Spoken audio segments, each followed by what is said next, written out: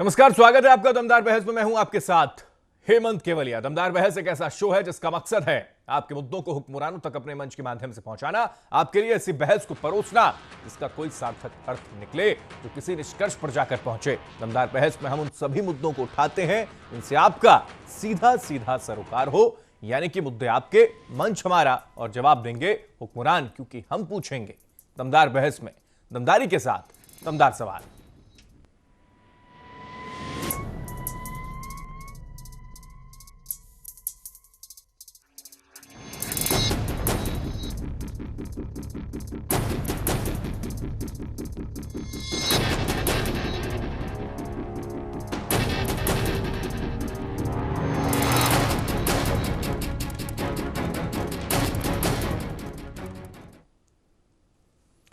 दमदार बहस में आज जिक्र दरअसल हैदराबाद को लेकर ही होगा, क्योंकि हैदराबाद के भाग्य का फैसला करने की कोशिशें जो हो रही थीं, उसी को लेकर स्थितियां ऐसी हैं कि क्या वाकई हैदराबाद का भाग्य बदला है।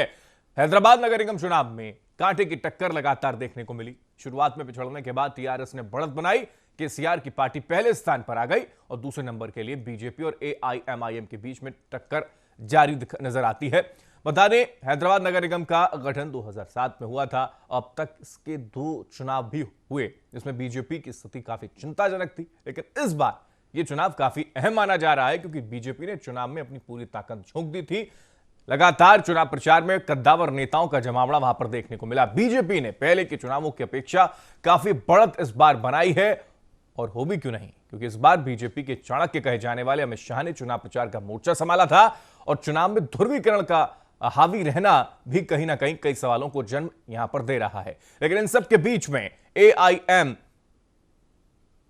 और बीजेपी का अगर जिक्र करें तो नूरा कुश्ती की स्थितियां भी देखने को मिली, और यही वजह है कि इसमें सबसे ज्यादा नुकसान अगर किसी का हुआ तो वो क्या नुकसान टीआरएस का हो गया है। क्या ऐसी स्थितियां देखने को मिली हैं?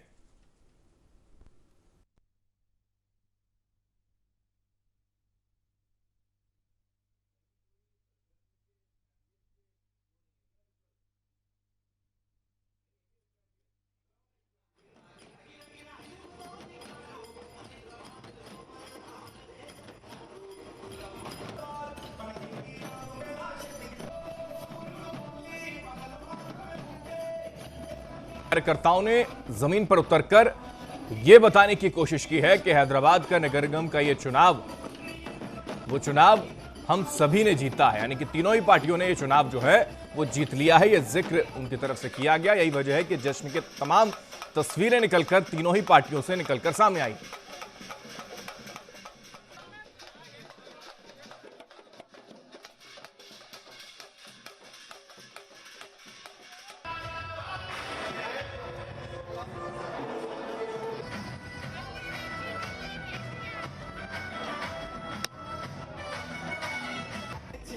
बदलाव के बयार साफ नजर आ रहे थे।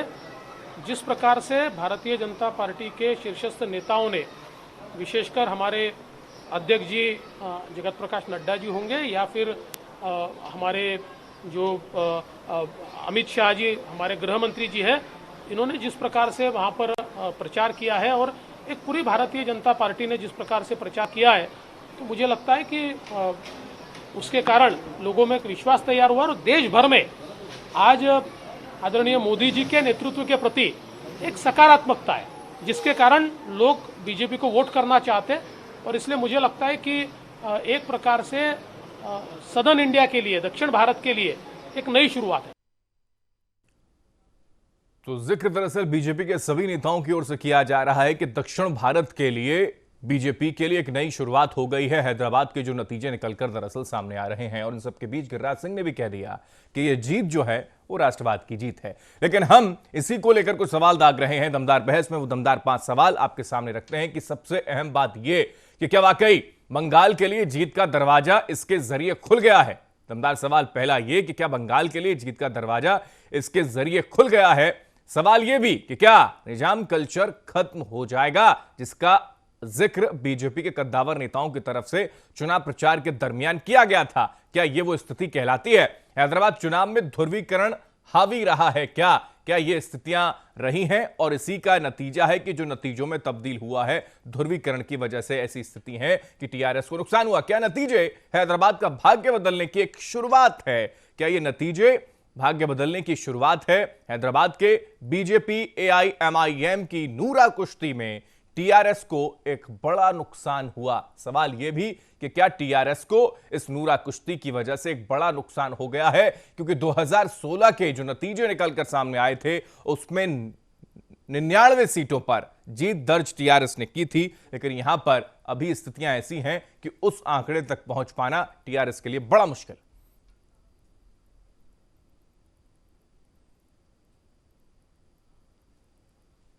तो अलग अलग जगहों से तस्वीरें निकलकर सामने आई हैदराबाद में जब ये जीत हासिल हुई, लेकिन इसमें बड़ा दिलचस्प ये है जो बार बार हम कह रहे हैं, एआईएमआईएम की ओर से जश्न की तस्वीर। बीजेपी के कार्यकर्ताओं ने सड़कों पर उतरकर जश्न मनाया है। टीआरएस के भी कार्यकर्ता बेहद खुश रहे इस चुनाव के नतीजों को लेकर। शुरुआत में हालांकि लग रहा था कि बीजेपी बहुत ज्यादा आगे निकल जाएगी, लेकिन ऐसी स्थितियां हुई नहीं।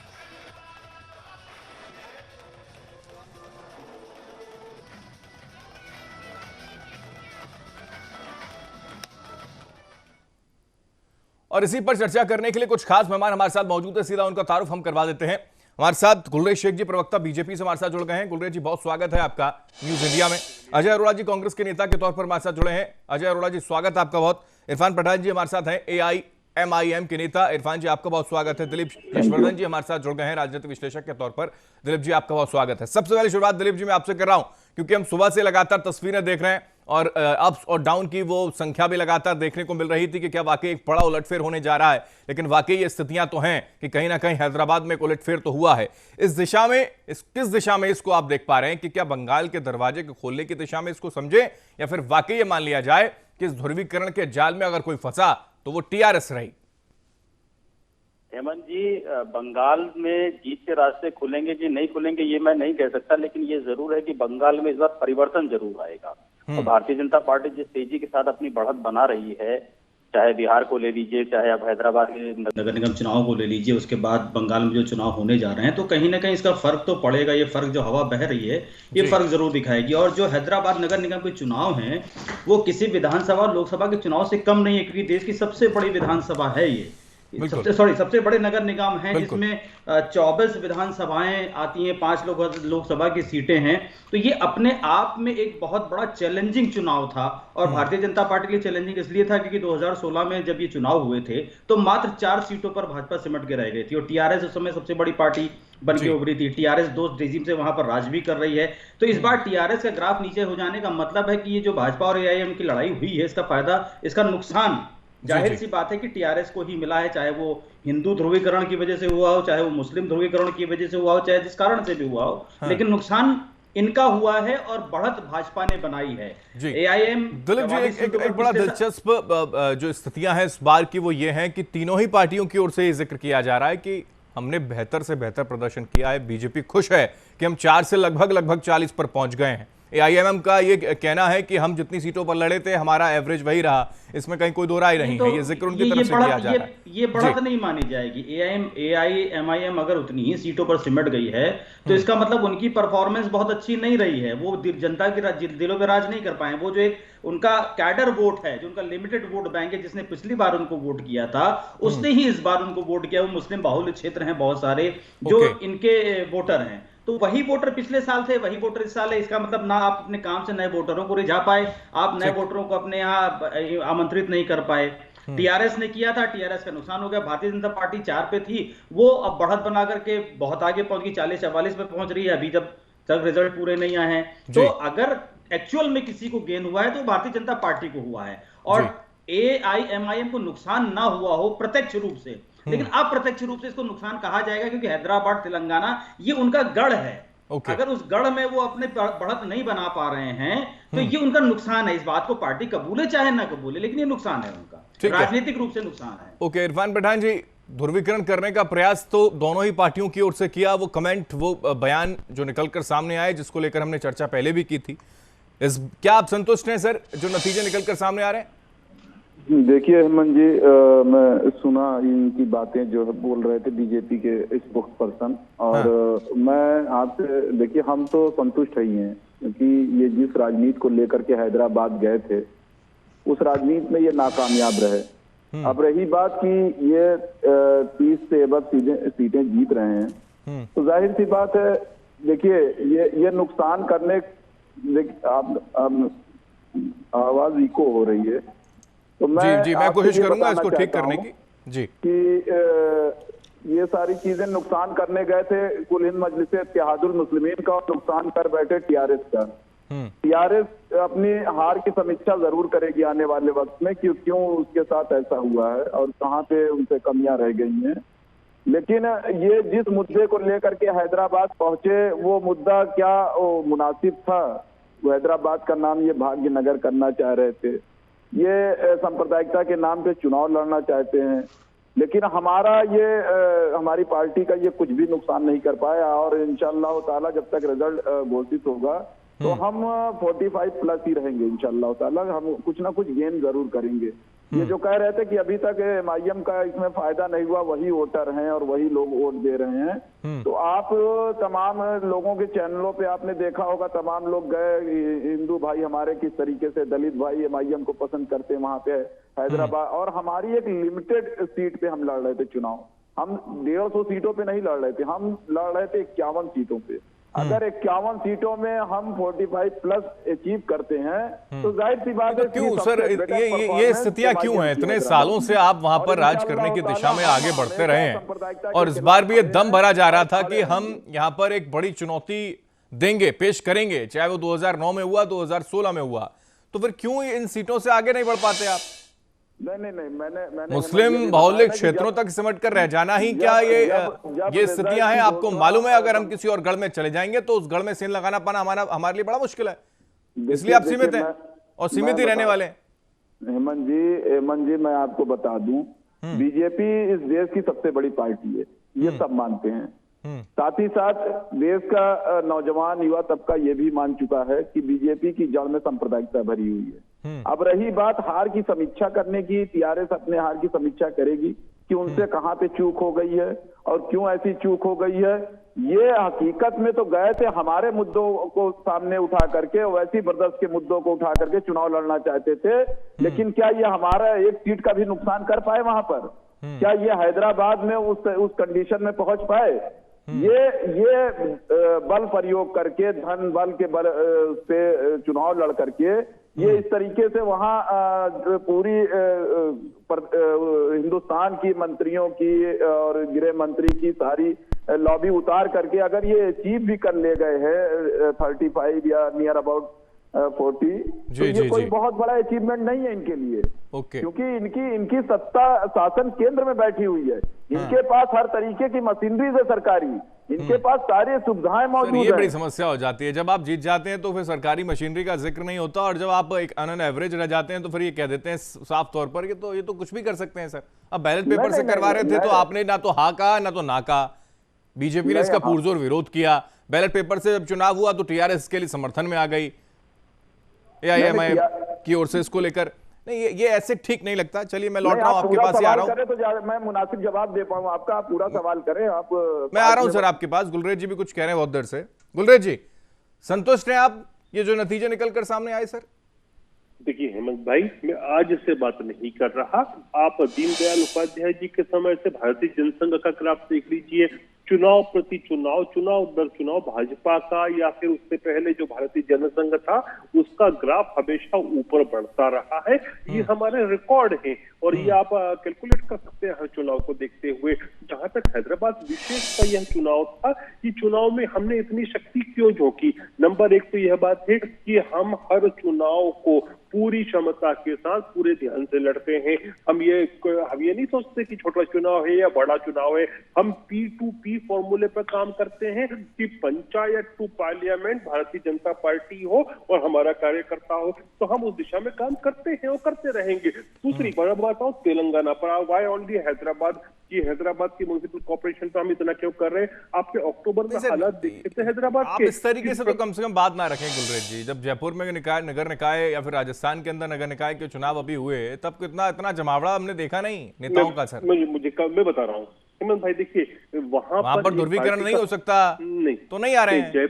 जहां ध्रुवीकरण हो सकता है वहां जा रहे हैं सर, क्या दीजिए ना सर। जयपुर की नहीं मेरे भाई हेमंत भाई, जयपुर की जहां तक स्थिति है, जयपुर में राजस्थान में हमारा जो संगठन है बहुत स्ट्रांग है। दक्षिण भारत में हमको अभी संगठन गढ़ने की स्थिति में चल रहे हैं और हम लगातार उसमें आगे बढ़ते जा रहे हैं। और उसकी शुरुआत ध्रुवीकरण के जरिए की जाएगी। नहीं नहीं नहीं, जिन्ना का जिक्र होगा, पैरों की जूती में आएंगे एआईएमआईएम के नेता, ये तक जिक्र कर दिया जाएगा। ये भी कह दिया जाएगा हैदराबाद पर हम सर्जिकल स्ट्राइक कर देंगे, ओल्ड हैदराबाद पर, है ना सर। देखिए चुनाव है, लेकिन आप बताइए कि इसके पीछे एक कारण थोड़ा मुझे बोल लेंगे हेमंत भाई। मैं बिना तर्क की कभी बात नहीं करता। आपका इतना बड़ा प्लेटफॉर्म है, न्यूज इंडिया की लाइब्रेरीज उठाकर देखें। आप बहुत पीछे मत जाए, अक्टूबर में जाए। अक्टूबर में हैदराबाद में जब बाढ़ आई थी तो कहाँ ओवैसी बंधु थे, कहाँ टीआरएस के लोग थे? अमित शाह पहुंचे थे सर? क्या अमित शाह पहुंचे थे सर? जितनी हमारी थे वहां पर सर, बाढ़ आई थी, अमित शाह पहुंचे थे सर? यदि केंद्र बताइए ना सर, मैं सीधा सवाल पूछ रहा हूँ आपसे। अमित शाह पहुंचे थे, जेपी नड्डा पहुंचे थे सर, मोदी जी, योगी आदित्यनाथ पहुंचे थे सर? अरे सर गुलरेज जी ऐसे नहीं अच्छा लगता ना, जब मैं सवाल पूछूं जवाब ना दे पाया। वो काम कर रहे थे। ओके सर, लेकिन लेट मी कंप्लीट मेरे भाई, हेमंत भाई, लेट मी कंप्लीटेड कर दीजिए। अब आप ये देखिए तेलंगाना की स्थिति देखिए कि टीआरएस की जो सरकार है वो बेकाबू हाथी की तरह हो गई है। कोई उसके पास विरोध में नहीं है। कांग्रेस की स्थिति ऑपोजिशन में कुछ भी नहीं, नगण्य है। कांग्रेस सो रही है, कोई ऑपोजिशन नहीं करती। प्रमुख ऑपोजिशन दल वहां पर कौन है? एमआईएम का और इनका इलू का संबंध आप भी जानते हैं। क्यों इन्होंने इतनी पुरानी पार्टी वहां पर की है तो जो कि दशकों से चली आ रही है, पीढ़ी चली जा रही है। क्यों आप आरोप तो आप पर लगता रहा है कि बी टीम की तरह काम एआईएमआईएम आपके लिए करती है। नूरा कुश्ती के इस खेल में टीआरएस को आपने साइड लगा दिया है ना, ऐसी स्थितियां तो आपके साथ जुड़ी हुई हैं। ठीक है सर, ओके को जो चलिए मैं अजय अरोड़ा जी को भी जोड़ लेता हूं। हालांकि इस चुनावी मैदान में वो नजर नहीं आई कांग्रेस पार्टी, लेकिन उनका कमेंट लेना तो जाहिर है ना, एक बार उनको जोड़ा है तो जोड़ेंगे। अजय अरोड़ा जी, क्या स्थितियां हो गई सर वहां? तो खैर आप लोग भी उतरे ही नहीं और बड़े जोर शोर के साथ आप उतरे नहीं, और यही वजह है कि इस पर आप कोई कमेंट करना क्या समझे सर? राष्ट्रीय पार्टी कांग्रेस पार्टी है जहां पर एक तरफ क्षेत्रीय पार्टियों के साथ राष्ट्रीय पार्टी बीजेपी लड़ रही है, लेकिन इन क्षेत्रीय पार्टियों के साथ कांग्रेस पार्टी नहीं लड़ पा रही है, या फिर लड़ना नहीं चाहती है, या फिर ये क्या समझा जाए कि अब वहां पर वजूद खत्म हो चला है? जीत रहे हैं उनके प्रवक्ता है क्या? हेमंत जी, ठीक है मैं आ रहा हूं गुलरेज जी। हाँ हेमंत जी, सबसे पहले शुभकामनाएं दोनों पार्टियों को, भारतीय जनता पार्टी को कि उन्होंने अच्छी मेहनत की। और उन्होंने जो मेहनत की हेमंत जी, वो जो मेहनत थी, गाली देना, अब जो राजनीति का स्तर जो हम नहीं समझ पा रहे इसलिए हम पीछे रह गए। अब जो राजनीति का स्तर इतना गंदा हो गया, कोई मुस्लिम को गाली दे रहा है, कोई हिंदू को गाली दे रहा है। ओके, सांप्रदायिकता, सेकुलरिज्म, और अब आप जज नहीं कर पा रहे कि आप हिंदू के साथ हैं या मुसलमानों के साथ हैं सर, है ना? ये मुद्दे गायब हो गए। हम मतलब ये देखिए हेमंत जी, राजनीति का स्तर कितना गिर गया है। विकास के मुद्दे पे, डेवलपमेंट पे बात नहीं हो रही। एक सर्जिकल स्ट्राइक की बात करता है, एक नाम बदलने की बात करता है। आप देखिए, अगर घुसपैठिए बिहार में है या हैदराबाद में है, ये जिम्मेदारी किसकी है? गृह मंत्री की है। तो गृह मंत्री जिम्मेदारी लेना, केंद्र सरकार ले। किसी तरह से भी राजनीति का जो स्तर है हमें तो खुद समझ नहीं आ रहा, और जो हमारी परफॉर्मेंस है वो अच्छी नहीं रही। हमें स्वीकार है जो आज की राजनीति है, गंदी राजनीति, भाई भाई को बांटना, सांप्रदायिक करना, इस राजनीति में हम विफल हो गए, और ना ये हमें करनी आती है, बिल्कुल ना हमें आती करनी। आप ही ने की है शुरुआत, आप ही ने की है, बीज आप ही ने डाला है, पेड़ आप ही का उगाया हुआ है। हेमंत जी बिल्कुल नहीं। आज नहीं, मैं नहीं कह रहा सर, मैं नहीं कह रहा सर, इरफान पठान जी कह रहे हैं, मैं नहीं कह रहा, फिर आप गलत ले जाएंगे इस चीज को ना। हाँ, इरफान जी कह रहे हैं, एआईएमआईएम के नेता हैं। इरफान जी आप देखिए, हैदराबाद चुनाव में किस तरह ओवैसी साहब ने भारतीय जनता पार्टी को कहा, और किस प्रकार से गृह मंत्री जेपी नड्डा ने आपको बोला। क्या सर जो लड़ रहा होगा उसी की बातें होंगी ना सर? कांग्रेस पार्टी अगर लड़ रही होती तो बातें होती आपकी भी, आपकी बातें आएंगी कहां से? हमने ऐसी बुराई बिल्कुल नहीं की, और ना ऐसी राजनीति हम चाहते हैं। अगर ऐसी राजनीति करके आप सिर्फ जीतना, बैकडोर से बीजेपी हिंदू को सपोर्ट मुस्लिम करना करके हम चाहते नहीं हैं, जीतना क्यों? चाहते। आप हेमंत जी, बीजेपी को हम बैकडोर से हिंदू सपोर्ट करना मुस्लिम चाहते करके हैं, बस नहीं आपकी जीतना चाहते। जीत रह गई है। यही आपकी सीमा बची है कि बीजेपी को बैकडोर से सपोर्ट कर दिया जाए, 150 सीटें हैदराबाद पे लड़ा ली जाए और उसमें से मात्र 1-2 सीटें जीती जाएंगी। वोट काटने के लिए गए थे क्या हैदराबाद? अभी देखो, उत्तेजना में कुछ भी बोल दो आप। मैंने उत्तेजना नहीं सर, ये समझ से परे हो जाता है। ये इरफान जी ने जो बात कही सर, इसका जवाब देना चाहिए अजय जी आपको कि आप लड़ते तो 150 पर हैं, आते 2 पर ही हैं, वोट काटने के लिए आते हैं क्या सर? हेमंत जी, मैं बिल्कुल आपकी बात से इत्तेफाक करता हूँ। इरफान भाई ने जो बात की, या जो भी सभी लोग बोल रहे हैं, हाँ। मैंने क्या बोला? ऐसी राजनीति करके हम नहीं जीतना चाहते। भाई भाई को लग करके हम लोगों को एजुकेट करेंगे। तो सर लड़ते क्यों हैं फिर? समय में एजुकेट करेंगे। आपको जब लग रहा है कि ध्रुवीकरण के जरिए ही चुनावी वैतरणी को पार कर लिया जाएगा, तो इस मैदान में उतरे क्यों उतारे 150 कैंडिडेट्स आपने? उतारना नहीं चाहिए था। उतारेंगे, हमारी बहुत पुरानी पार्टी है। और देखो, बहुत पुरानी पार्टी का सर आलम क्या हो गया सर? अस्तित्व नहीं बच पा रहा है। पहले भी तो, अब भी तो। आज आलम है जब हेमंत जी, हमने स्वीकार किया ना, हम तो स्वीकार कर रहे हैं। आप अगरबत्ती लगा रहे हो उस मैयत में, ऐसे शब्द का प्रयोग ना करें मेरे साथी। मैंने बड़ी गंभीरता से, बड़ी विवेक से बात की है। हेमंत जी, मैं बड़ी विवेक से बात रखता हूँ। मैंने स्वीकार भी किया और मैं ये कह रहा हूँ कि अगर हम पराजित हुए, स्वीकार तो करना पड़ेगा ना सर। पहले भी 2 थे, अब भी 2 हैं, बड़ा क्या? स्वीकार भी मत करेंगे आप नहीं करना चाहते क्या? चलो आप, अच्छा चलो आपकी जोड़ी, मतलब मुझे एक बात पता लग गई। हेमंत जी, एक बात निकल के आगे सामने, एक बात निकल के सामने आगे के डिबेट में हेमंत जी, जिस प्रकार से इरफान भाई और गुलरेज भाई आपस में एक हैं, मैं तो दोनों की सुन रहा हूँ। चलिए ठीक है अजय जी, बिल्कुल वाजिब बात आपने कही और इसको लेकर ठीक है। आ रहा हूँ इरफान जी, आ रहा हूँ इरफान जी, आपके पास आ रहा हूँ। छोटा सा कमेंट ले लूँ अजय जी से मैं। करंट लगा और गुलरेज भाई को करंट लगा, इन्हें करंट क्यों लगा मेरी बात से? चलिए ठीक है, मैं अजय जी आपके पास आऊंगा ब्रेक के बाद, क्योंकि ब्रेक लेने का वक्त आ गया। उसके बाद में एक आपसे सवाल भी आपसे लेना है, लेकिन फिलहाल एक छोटा सा ब्रेक ले रहे हैं और ब्रेक के बाद जल्द लौटेंगे।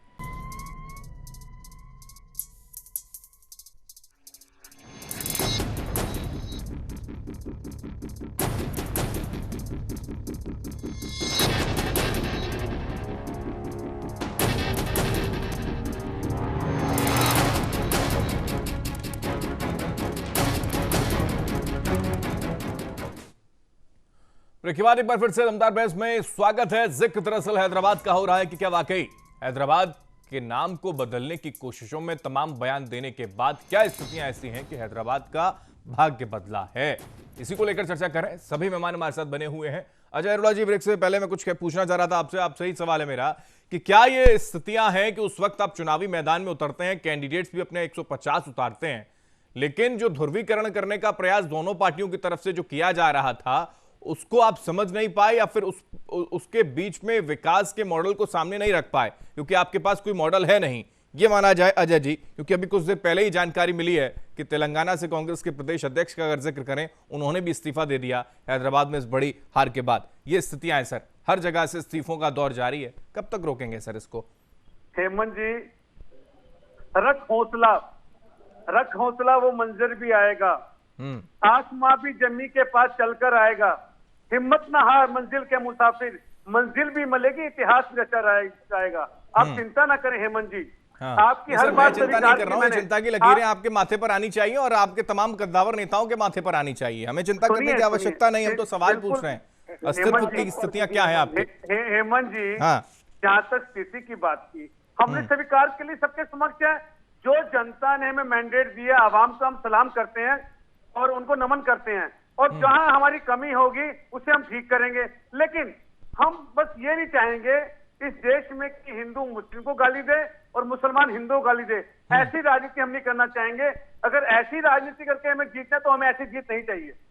ठीक है, ओके। लेकिन इसको सुधारने की दिशा में अगर जनता के बीच में विश्वास पैदा करने की कोशिश की जाएगी तो वहां पर आपके नेता नहीं आएंगे कि ध्रुवीकरण अगर हो रहा है तो होने दीजिए, हमें तो फायदा होने वाला नहीं है, हम तो नहीं जीतने वाले, तो हम चुनावी मैदान में उतरे क्यों, कद्दावर नेताओं को उतारें क्यों? विश्वास नहीं रहा अजय अरोड़ा जी अपने नेताओं पर भी, कांग्रेस पार्टी के नेताओं को?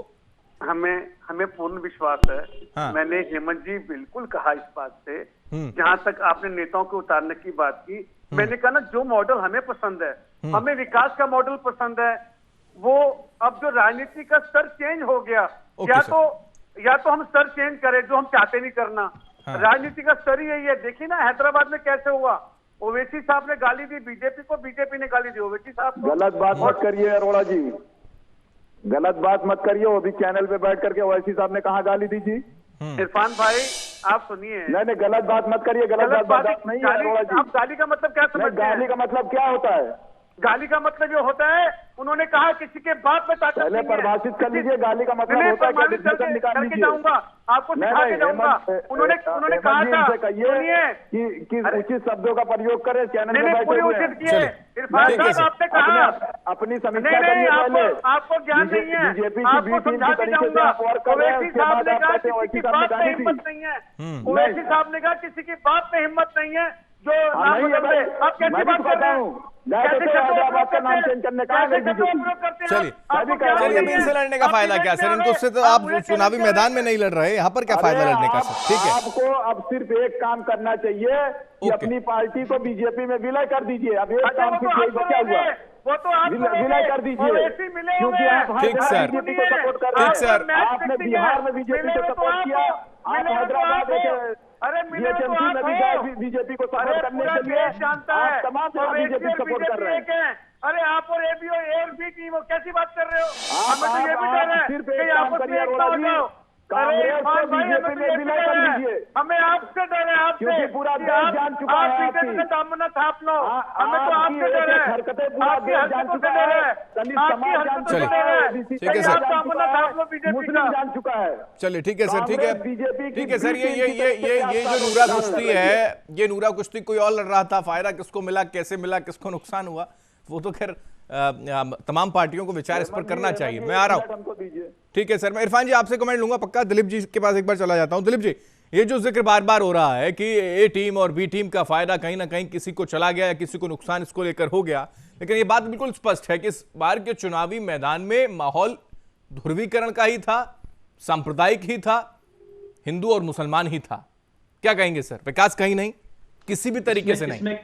इसमें कोई दो राय नहीं है हेमंत जी कि जो चुनाव की नींव रखी गई है वो ध्रुवीकरण पे रखी गई है। और इस ध्रुवीकरण का अगर सूत्रधार माना जाए तो सूत्रधार इस चुनाव में किसी को नहीं कहा जा सकता है, क्योंकि ये परिपाटी चली आ रही है। और ये परिपाटी कहीं ना कहीं कांग्रेस के जमाने से भी चली आ रही है, ओवैसी साहब की पार्टी से भी चली आ रही है, सारी भाजपा की पार्टी से भी चली आ रही है। तो ये परिपाटी है, इस परिपाटी को चुनावी दंगल में उतारा जाता है और ये मजबूरी हो गई एक तरीके से कह लीजिए, क्योंकि जनता भी कहीं ना कहीं इन्हीं बातों को सुनना चाहती है।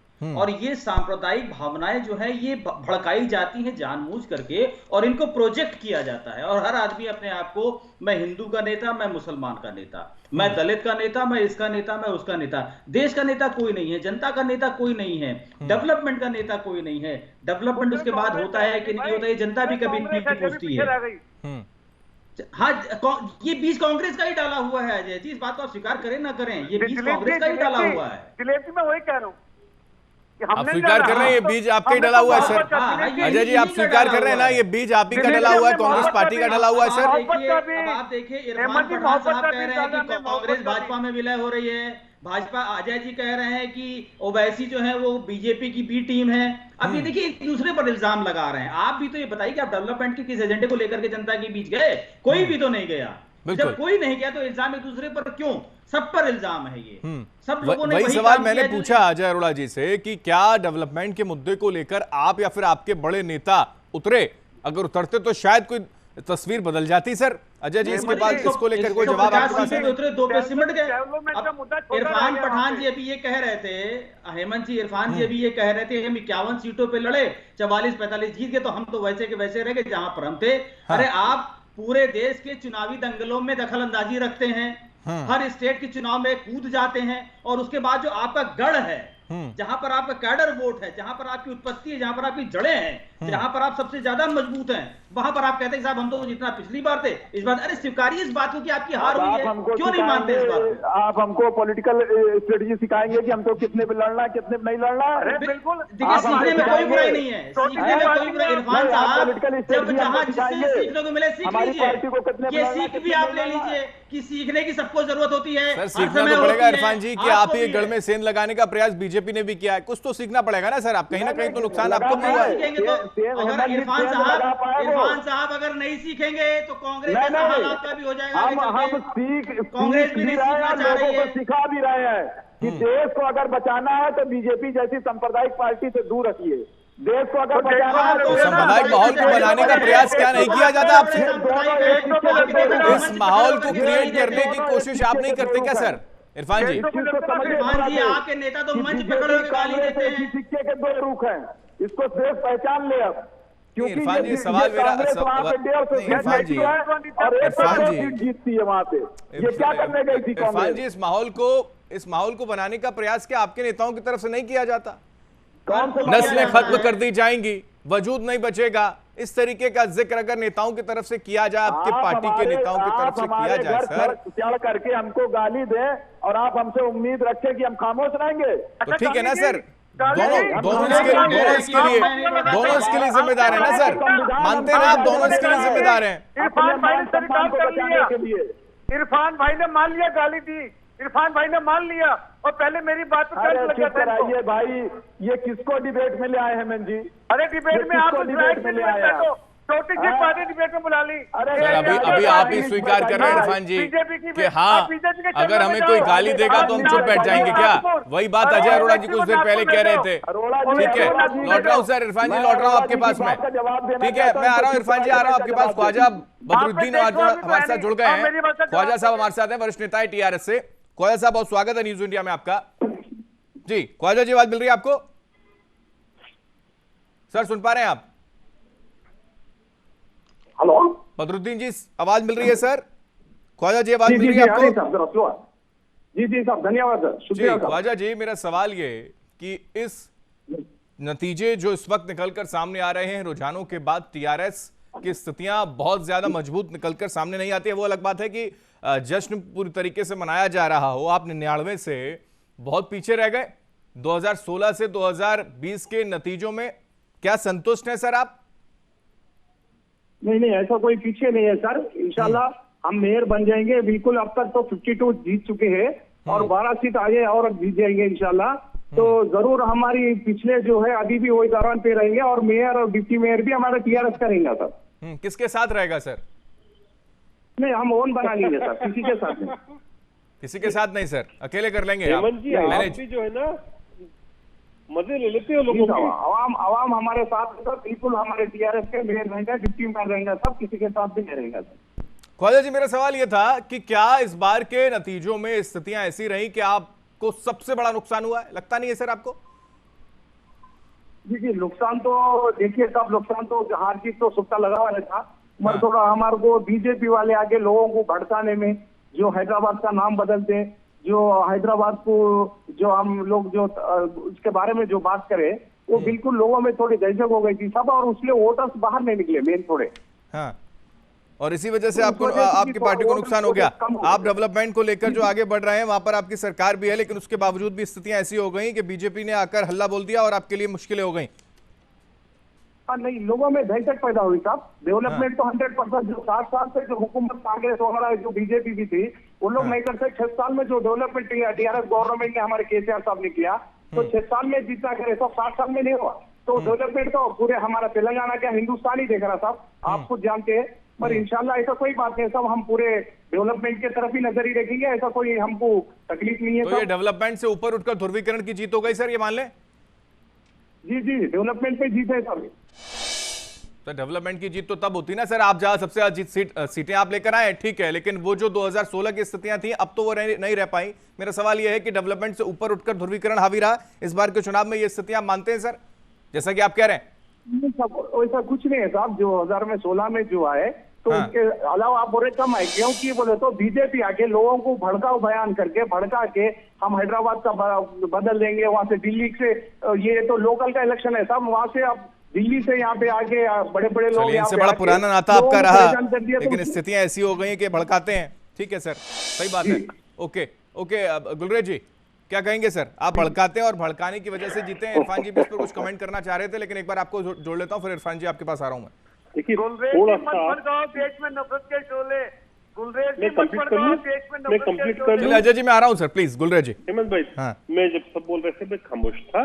देखिए आप थोड़ा सा इसको डिटेल में समझने की कोशिश करें। जहां जहां पर टीआरएस विशेषकर जो हारी है, ये वह जगहें हैं जहां पर सबसे ज्यादा नुकसान हुआ था अभी फ्लडिंग के समय, और इन लोगों ने लोगों की सुध नहीं ली थी।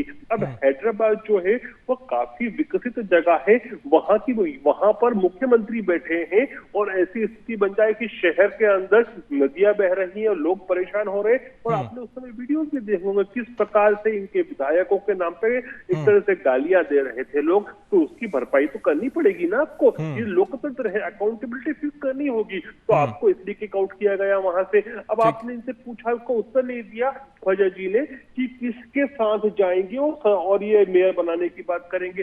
डेफिनेटली एमआईएम के अलावा किसी के साथ नहीं जाएंगे, ये बीजेपी के साथ तो जाने वाले नहीं है। तो आप ये समझ जाएंगे कि किसका गठबंधन था, अदृश्य गठबंधन। ख्वाजा जी कुछ कह रहे हैं इस पर। हाँ, फिर ख्वाजा जी अजय रख दीजिए अपनी अरोड़ा बात। जी, थोड़ा कंप्लीट कर लेना। सब मेरे भाई ने अजय अरोड़ा जी से मैं इतना कहूंगा कि इस चुनाव में मैंने बहुत मिस किया श्रीमंत राहुल गांधी जी को, क्योंकि यदि उनके जो कर कलमों को लेके आ जाते ना तो इतनी 2 सीटें नहीं आती। गुलरेज भाई अपने घर पर तस्वीर लगा लो, मैं भेज देता हूँ आपके पास। चलिए और जहां तक ठीक है सर, बड़ा इस बार कांग्रेस पार्टी को तो गंभीरता के साथ सर विचार करने की आवश्यकता है। अजय अरोड़ा जी, आपके कांग्रेस के प्रदेश अध्यक्ष इस्तीफा दे रहे हैं सर, आपको अब गंभीर हो जाना चाहिए सर। अजय जी देखिए हेमंत जी, ठीक है, मैं लौट रहा हूँ सर आपके पास। है उनका निजी, देखो उनका निजी मामला है। ओके ओके इरफान जी, ठीक है मैं आ रहा हूँ प्लीज। अजय जी प्लीज मैं आ रहा हूँ। इरफान जी कुछ कोट कर रहे हैं, इरफान जी अपनी बात रख दें प्लीज।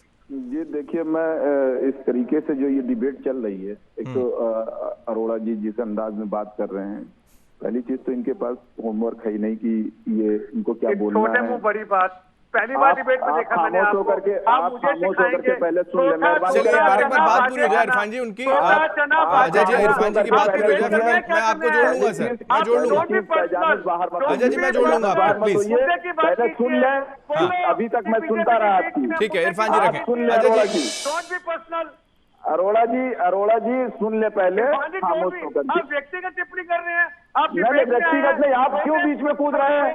क्यों बीच में कूद रहे हैं भाई? छोटी सी पार्टी मौका मुझको दिया है हेमंत जी ने, आप बीच में कूद रहे हैं। देश की पार्टी मानते शेरो हैं, शायरी जा करके अपने राहुल जी को सुनाइएगा। आप देश की पार्टी शेरो शायरी जा करके वहाँ राहुल गांधी को सुनाइएगा।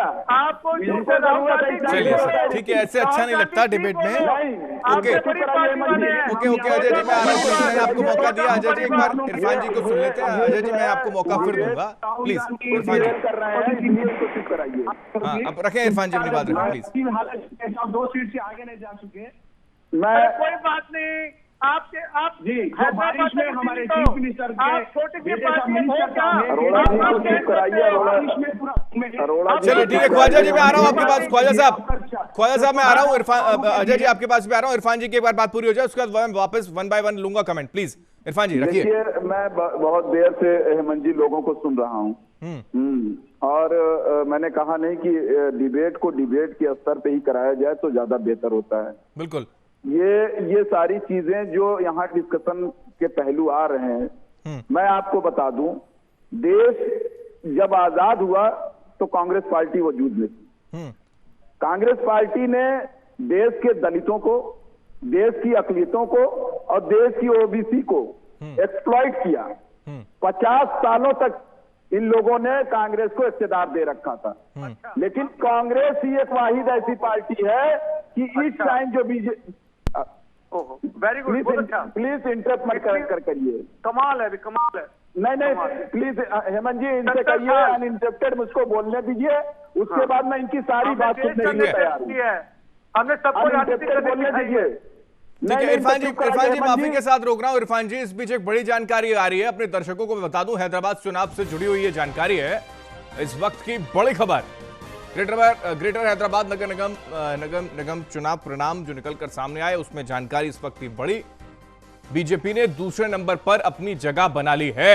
इस वक्त की बड़ी खबर, टीआरएस ने 57 सीटों पर जीत दर्ज की है। इस वक्त की बड़ी खबर, बीजेपी ने दूसरे नंबर पर अपनी जगह बनाई है, जिसको लेकर सुबह से स्थितियां निकलकर सामने आ रही थी। बीजेपी 48 सीटों पर जीत दर्ज करने में कामयाब। एआईएमआईएम के खाते में 43 सीटें गई हैं, 1 सीट का नुकसान हो गया एआईएमआईएम को। कांग्रेस के खाते में सिर्फ, सुबह से ही जानकारी निकलकर सामने आ रही थी, सिर्फ 2 सीटों पर ही संतोष करना पड़ गया और कांग्रेस तेलंगाना के अध्यक्ष ने भी इस्तीफा दे दिया है, इस हार को स्वीकार करते हुए। इस वक्त की बड़ी खबर, वापस हम चर्चा पर लौट रहे हैं। इरफान जी अपनी बात पूरी कर दें, लेकिन इस बीच एक जानकारी जो निकलकर सामने आई वो ये है कि नुकसान तो हुआ है सर, 1 सीट का आपको भी। जी, मैं अपनी बात खत्म करना चाहता हूं, मैं पूरी कर लूं और इनसे कहिए कि मतलब हमको डिस्टर्ब ना करेंगे। ओके, रखिए सर। तो मैंने बताया ना कि 50 सालों तक कांग्रेस को इख्तियार दिया गया। कांग्रेस ने ही हिंदुस्तान के आज जो मौजूदा हालात हैं, इसकी वाहिद जिम्मेदार कांग्रेस है और कोई दूसरी पार्टी नहीं है। कांग्रेस ने ही संघ को पैदा किया, संघ ने बीजेपी को पैदा किया और बीजेपी ने देश के ये हालात बना दिए। अगर कांग्रेस चाहिए होती, अगर कांग्रेस की पॉलिसी सही होती, देश हित में होती, तो जाहिर सी बात है कि आज ना बीजेपी वजूद में आती, ना संघ वजूद में आता, ना आरएसएस वजूद में आती। आज देश के हालात, मुल्क के हालात की वाहिद जिम्मेदार कांग्रेस पार्टी है। यही मैं इनको बताना चाहता हूं। ये जो बैठ करके शेरो शायरी कर रहे हैं ना, आज इनको शेरो शायरी अपने राहुल गांधी को सुनाने ठीक है, चलिए वो स्थितियां, यानी कि जो गलतियां उन्होंने की हैं, उस गलतियों को भुनाने का प्रयास आप जैसे नेताओं की तरफ से भी तो किया गया। इसमें भी तो कहीं दो राय नहीं है ना सर, इसको भी तो समझना जरूरी है और उस पर भी तो कोई कमेंट किया जाना चाहिए था आपकी तरफ से, लेकिन ऐसा हुआ नहीं। ठीक है, मैं उस पर नहीं जाना चाहता क्योंकि अब नतीजे आ गए हैं और मेरा सवाल इरफान जी आपसे ही था कि 1 सीट का नुकसान इरफान जी आपको भी हो गया है। इरफान जी, क्या होमवर्क आपका इस बार के चुनाव को लेकर बेहतर नहीं रहा? 1 सीट पर नुकसान अगर आपको होता नजर आता है तो इरफान जी। अभी तो ये न्यूज मेरे पास नहीं आई है, मैंने आपके जरिए सुनी है। हाँ। मैं इनको चुप कराइए भाई, ये क्यों बोल रहे हैं? अरे मुझे आपसे मोहब्बत है, आप देखो तीसरे नंबर पे आ गए। आपके बड़े भाई से मोहब्बत करिए, ज्यादा बेहतर है, मुझसे मत करिए। इरफान भाई, आपके Irfan ji, okay Ajay ji please disturb ना करें प्लीज सर, प्लीज। मैं लौट रहा हूं सर, मैं लौट रहा हूं, मैं आखिरी कमेंट लूंगा सर आपसे प्लीज। हेमंत जी, बताना चाहता हूं कि अभी ये न्यूज मैंने आपके जबान से सुनी है। ओके, अभी मैं डिबेट खत्म करने के बाद मैं अपने लोगों से कांटेक्ट करूंगा हैदराबाद इंशाअल्लाह ताला जी।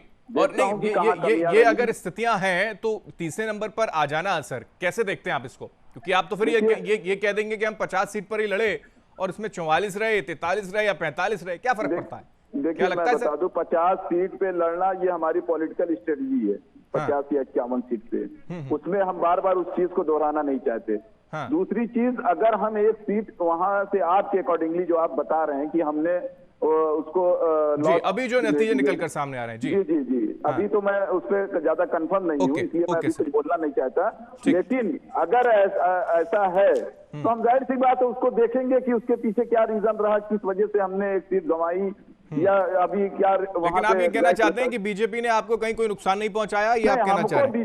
बीजेपी देखिए, हम बता दें, जो हैदराबाद की आवाम है वो काफी पढ़ी लिखी आवाम है, ग्रेड लोग वहां रहते हैं और हैदराबाद जहां पे बीजेपी की बी टीम है।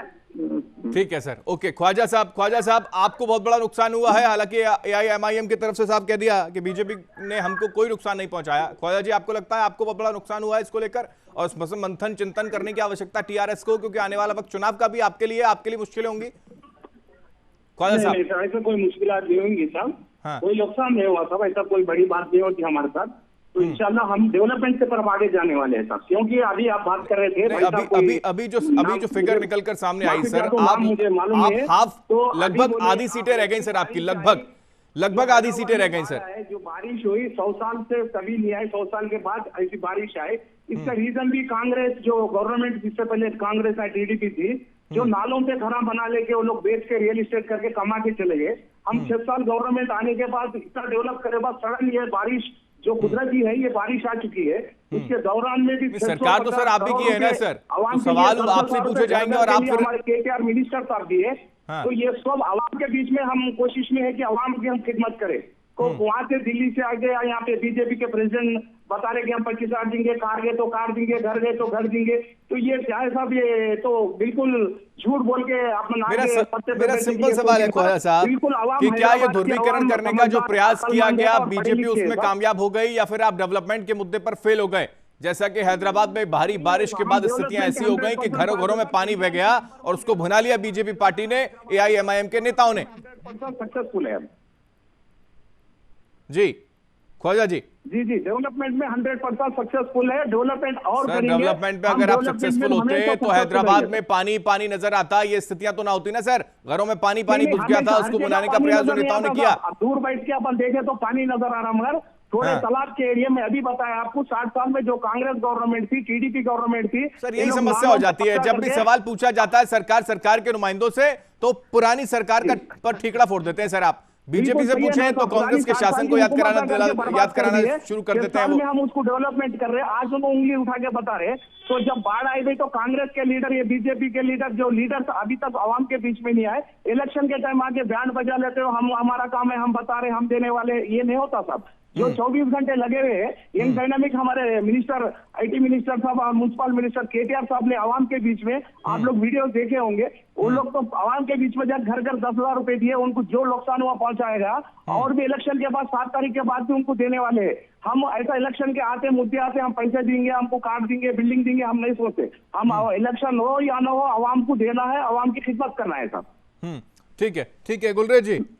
ये फिर आरोप लग रहा है कि आप जब आए तब आए जब इलेक्शन सामने था, सर पर था, इससे पहले तो कभी मिलने नहीं आए आवाम से वहां की।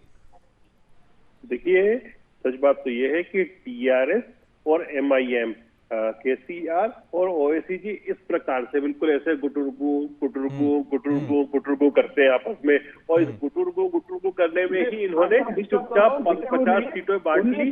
50 सीटों पर एमआईएम खड़ा हुआ ताकि उनका नुकसान नहीं हो, और टीआरएस ने वहां कमजोर प्रत्याशी डाले ताकि उनका नुकसान नहीं हो। तो ये गुटुरगु था, वो टूट गया है आज। अगली बार से ऐसा इलू नहीं होगा, और हैदराबाद में क्या पूरे तेलंगाना में भाजपा की सरकार बनेगी। होते हैं करके दिखाएंगे। जमुना का कल्चर है, ये बेहतरीन कल्चर है बोल के हमको। चलिए ख्वाजा साहब, किशन रेड्डी कह रहे हैं तेलंगाना में सरकार बनाएंगे। किशन रेड्डी ने साफ तौर पर कह दिया कि सरकार बनाएंगे तेलंगाना में। क्या कहेंगे ख्वाजा साहब, क्या स्थितियां आपके लिए बड़ी मुश्किल हो जाएंगी? दिल्ली के खाब में खिचड़े होने वाली जमुना दक्षिण भारत में नहीं है, सिर्फ टीआरएस बनेगी इंशाल्लाह। अब ये देखिए केसीआर साहब गंगा जमुना की तहजीब लेके चलने वाले हैं। ये हम हिंदू मुसलमान क्रिश्चियन हर जगह भाईचारे से रहने वाले। 6 साल से एक क्रिमिनल नहीं हुआ, एक क्राइम नहीं हुआ सब यहाँ पे। जो भाईचारे से जो फेस्टिवल मनाया जाता, रमजान, दसरा, हमारा बोनाल, क्रिसमस जो मनाया जाता, केसीआर साहब आपके हिसाब से सारी चीजें आपके अनुकूल रही, लेकिन बस परिणाम आपके अनुकूल नहीं आए। एक बड़ा नुकसान आपको हो गया, इसको मानने को आप तैयार होते नहीं है, लेकिन फिर भी ठीक है। मैं आपको बता देता हूँ, फिगर बदली है। 99 से आप लगभग 50-53 के आसपास आ गए, ये स्थितियां आपकी हो गई। ठीक है दिलीप यशवर्धन जी, क्या जो सवाल सबसे पहले मैं आपने आपसे पूछा था बंगाल को लेकर, हालांकि इस पर क्या असर पड़ेगा ये तो खैर अभी तक स्थितियां स्पष्ट नहीं है, लेकिन हाँ, क्या एक दक्षिण की जो शुरुआत हुई है इसको माना जाए कि एक बड़ी शुरुआत है बीजेपी के लिए, एक बड़ी कामयाबी है जिसमें बहुत कम वक्त में बहुत अच्छा डेवलपमेंट कर लिया बीजेपी ने हैदराबाद में? इसमें कोई दो राय नहीं हेमंत जी। ये जो हवा चली है, ये हवा कलकत्ता चुनाव पे भी जाएगी, बंगाल चुनाव पर भी जाएगी, और बंगाल चुनाव पर इसका बीजेपी की तरफ से पॉजिटिव असर पड़ेगा, और वहां पर स्थितियां पहले से बदलेंगी। आप देखिएगा, चाहे वो ध्रुवीकरण की वजह से हो या जो पहले से ध्रुवीकरण वहां चल रहा था, अब वहां का वोटर उससे उभर के आ जाए, क्योंकि ये इसमें इसको नकारा नहीं जा सकता कि वहां का जो हिंदू वोटर था वो बहुत ज्यादा डरा हुआ था। ममता बनर्जी का भी जो रवैया था वो बहुत ज्यादा हिंदुओं के फेवर में नहीं रहता था। कई बार देखिए आप आया कि भगवान का नाम लेने पर उन्होंने रोक लगा दी, दुर्गा पूजा पे रोक लगा दी। तो भारतीय जनता पार्टी या तो ध्रुवीकरण की वजह से आगे आएगी, या जो पुराना ध्रुवीकरण था उसके चक्रव्यूह को तोड़ेगी, इसलिए उसको फायदा होगा, फायदा जरूर होगा। ठीक है, आखिरी कमेंट ले लेता हूं मैं अजय अरोड़ा जी आपसे, क्योंकि आप लगातार कुछ ना कुछ जिक्र कर रहे थे। बंगाल के 2 सीटें आपने जीती हैं। हाँ ठीक है गुलरेज जी, रख दीजिए अपनी बात, फिर मैं अजय जी से कमेंट ले लूं। देखिए जहां तक बंगाल का विषय है ना, विद हैदराबाद, विदाउट हैदराबाद, और डिस्पाइट ऑफ हैदराबाद, और in spite of Hyderabad, Bengal हम जीत रहे हैं।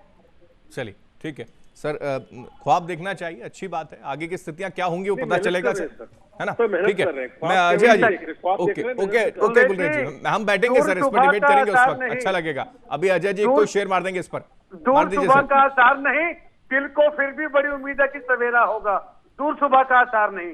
अब आरिफ पठान कुछ बोल सर रहे ये हैं। शेर और शायरी वाली स्थिति कांग्रेस पार्टी की रहने वाली है या फिर कुछ काम भी होगा? मुझे समझ में नहीं आते। बड़ा समस्या हो जाएगी सर, 2 सीटें रह जाती हैं बंगाल में, आप फिर नहीं है। इसे कहते हैं गागर में सागर भरना, ये शायरी नहीं है, ये गागर में सागर भरा है। मैंने गागर में सागर भरा है। नहीं ठीक है सर अजय जी, अच्छी बात है, लेकिन मेरा सवाल वही था कि 2 सीटों पर पहले भी थे, 2 सीटों पर आज भी हैं। कहां काम किया कांग्रेस पार्टी ने? हेमंत जी देखते रहिए आगे होता है क्या, हम गलती अपनी सुधारेंगे। और जो 5 साल आवाम लगे ने सर, मैंडेट दिया, 2016 के बाद 5 साल लग गए, 20 में आने के बाद भी आप सुधर नहीं पाए। देखिए मैंने कहा ना कि हम हिंदू मुस्लिम राजनीति नहीं करेंगे, मैं खत्म इसी पे करूंगा। हम भाईचारे की राजनीति जानते हैं और हम अलग अलग करके जीतना नहीं चाहते। ऐसी जीत हमें नहीं चाहिए, दोनों समुदायों को, देश को बांट के की जाए। हमें हिंदुस्तान के अंदर अगर बीज बोने का प्रयास आपकी ओर से नहीं किया गया होता तो हिंदुस्तान की तस्वीर ऐसी नहीं होती जिसका बार बार कमेंट इरफान जी ने किया है। इस ध्रुवीकरण की शुरुआत कहां से हुई है इसमें हर कोई इससे वाकिफ है, इसमें कहीं कोई दो राय नहीं अजय जी, लेकिन आप फिर भी अपनी बात रखते हैं तो अच्छी बात है, लेकिन फिर भी मंथन और चिंतन करने की आवश्यकता आपको है। करने वाली पॉलिसी सिर्फ कांग्रेस की थी। आज देश जिस हालात से गुजर रहा है, 22 कांग्रेस जिम्मेदार। ठीक है इरफान जी, माफी के साथ रोक रहा हूं सर, माफी के साथ रोक रहा हूं, वक्त की कमी है, चर्चा को विराम देना होगा। इरफान जी बहुत शुक्रिया, दिलीप जी आपका बहुत शुक्रिया हमारे साथ जुड़ने के लिए, ख्वाजा जी आपका बहुत शुक्रिया वक्त देने के लिए, गुलरेज जी आपका बहुत शुक्रिया, अजय जी आपका बहुत शुक्रिया हमारे साथ चर्चा में जुड़ने के लिए। कुल मिलाकर स्थितियां ऐसी कि हैदराबाद का भाग्य बदलने की कोशिशों के बीच में तमाम बयानबाजियां हुई, लेकिन स्थितियां क्या बनने वाली है यह साफ तौर पर समझा जा सकता है कि बीजेपी ने वाकई ग्राउंड लेवल पर जाकर भले ही नहीं लेकिन ध्रुवीकरण करने के माध्यम से ही चुनावी बैतरणी पार करने का प्रयास किया है, तो हाँ किया है। और यही वजह है कि अब दरवाजे अन्य और प्रदेशों के खुलते हुए नजर आते हैं, खासकर दक्षिण की बात करें, पश्चिम बंगाल की अगर बात की जाए तो। इसके साथ दमदार बहस में इतना ही। देश दुनिया की तमाम खबरों के लिए आप देखते रहिए न्यूज़ इंडिया। नमस्कार।